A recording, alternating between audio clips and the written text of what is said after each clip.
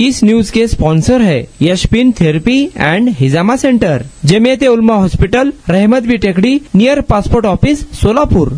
खासदार प्रणिती शिंदे विरुद्ध भाजप असा आरोप प्रत्यारोपांचा सिलसिला सोलापुरात अधिक गडद होताना दिसून येत आहे। आमदार सचिन कल्याण शेट्टी यांनी खासदार प्रणिती शिंदे यांच्यावर केलेल्या टीकेला काँग्रेस नेते चेतन नरोटे यांनी जोरदार आक्रमक प्रत्युत्तर दिले आहे। काँग्रेस संपत आहे अशा भाषेत बोलण्यापूर्वी इतिहासाची पाने आणि वर्तमानातील वास्तव दोन्ही समजून घ्या असा थेट इशारा चेतन नरोटे यांनी भाजपला दिला आहे। काँग्रेस हा केवळ राजकीय पक्ष नसून देशाच्या स्वातंत्र्य लढ्याचा पाया आहे। इंग्रजांच्या साम्राज्यालाही हा पक्ष संपवता आला नाही, तर आज काही नेत्यांच्या वक्तव्यांनी काँग्रेस संपेल असा भ्रम बाळगणे हास्यास्पद आहे, असे नरोटे म्हणाले। देशभरात आजही काँग्रेसचे शेकडो आमदार, 100हून अधिक खासदार असून अनेक राज्यांमध्ये काँग्रेस सत्तेत आहे याची आठवण त्यांनी करून दिली। एकेकाळी भाजपचे अवघे 2 खासदार निवडून आले होते, त्यामुळे आज काँग्रेसला कमी लेखणाऱ्यांनी स्वतःच्या पक्षाचा संघर्षमय इतिहास विसरू नये असे देखील नरोटे यांनी म्हटले आहे। तपास यंत्रणांचा दबाव, विरोधकांना बदनाम करणे, तुरुंगात टाकणे अशा पद्धतीने भाजप सत्ता टिकवण्याचा प्रयत्न करत आहे। जनतेला आता हे सर्व समजू लागले आहे। यंत्रणेचा गैरवापर करून सत्ता मिळवली जात असल्याचा देखील आरोप नरोटे यांनी केला आहे।